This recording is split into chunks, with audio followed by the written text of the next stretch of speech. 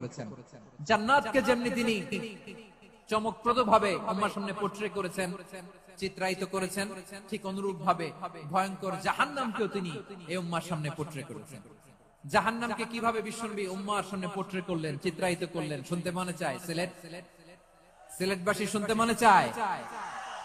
জান্নাতের কথা শুনে যেমনি জান্নাতে যাওয়ার ব্যাপারে আপনারা আগ্রহী হয়েছেন, জান্নাতের নাজ নেয়ামতের কথা শুনে, জান্নাতের ফিচার শুনে যেমনি জান্নাতে যাওয়ার ব্যাপারে আমরা উদ্বেলিত হয়েছি, উচ্ছ্বসিত হয়েছি, জাহান্নামের কথা শুনলে কিন্তু আমাদের কলিজা কেঁপে উঠবে। কিভাবে বিশ্বনবী পোট্রেট করলেন? বিশ্বনবী বলেন, নারুকুম হাযিহিল্লাতী ইউকিদু ইবনু আদম জুজউন মিন ৭০ জুজআন মিন হাররি জাহান্নাম।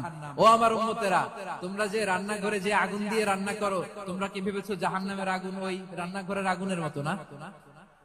আপনারা কিচেনে যে রান্না করেন, রান্নাঘরের আগুন আর জাহান্নামের আগুন তো একই না? সিলেটের ভাইরা বুঝে থাকলে উত্তর দেন, কিচেনের রান্নাঘরের আগুন আর জাহান্নামের আগুন এক না? বিশ্বনবী বলেন, জুজউন মিন ৭০ জুজআন মিন হাররি জাহান্নাম। জাহান্নামের আগুন দুনিয়ার আগুনের চেয়ে কমপক্ষে ৭০ গুণ বেশি তেজওয়ালা। জাহান্নামের আগুনকে আল্লাহ নাম দিয়েছেন নারুল্লাহ।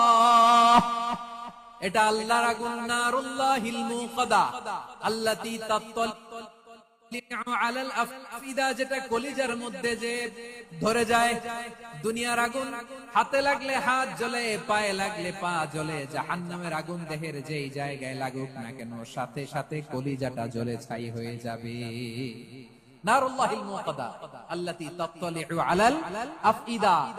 জাহান্নামের আগুন গায়ে লাগলে আপনার কলিজা পুড়ে ছাই হয়ে যাবে। ওই জাহান্নামে আমরা যেতে চাই? আমরা তো সবাই মিলে নাশিদ গাইলাম, জান্নাতে আমরা একা যাব না, সবাই মিলে যাব। ওই জাহান্নাম থেকেও সবাই মিলে বাঁচার দরকার আছে না নাই? কি ভয়ঙ্কর শাস্তির বর্ণনা যে বিশ্বনবী দিয়েছেন, এত বিস্তর আলোচনার সুযোগ আমার নাই। আমি শুধু সবচেয়ে হালকা পাতলা, দ্য লাইট পানিশমেন্ট, সবচেয়ে হালকা শাস্তি কি হবে এটা বলবো। বিশ্বনবী বলেন, ইন্না আহওয়ানা আহলিন নারি আযাবান ইয়াউমাল কিয়ামাতি লারাজুলুন তুদাউ ফি আখমাসি কদামাইহি জামরাতান ইয়াগলি মিনহুমা দিমাগু। জাহান্নামের সবচেয়ে হালকা আযাব কি হবে শোনো। সবচেয়ে ভারী না হালকা?